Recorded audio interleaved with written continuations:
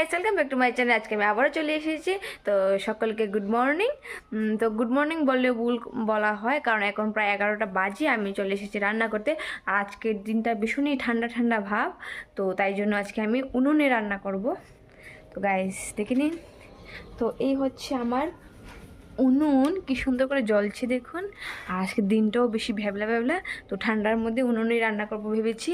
তাহলে শরীর হাত পাও গরম হয়ে যাবে আর রান্নাটাও হয়ে যাবে। তো গাইস দেখতে দেখো, তো আজকে আমি কী রান্না করবো। তো আজকে আমি রান্না করব কই মাছের তরকারি। তো কালকে বানিয়েছিলাম কই মাছের তেল, তো কালকে রেসিপিটা ভিডিও করতে পারিনি, তো আজকে করছি। তো গাইস দেখতে দেখুন আমার রেসিপিটা। তো হ্যালো গাইস, এখানে আমি নিয়ে নিচ্ছি কই মাছ। তো আমি এখন এটাকে ভাজা করে নেব প্রথমে।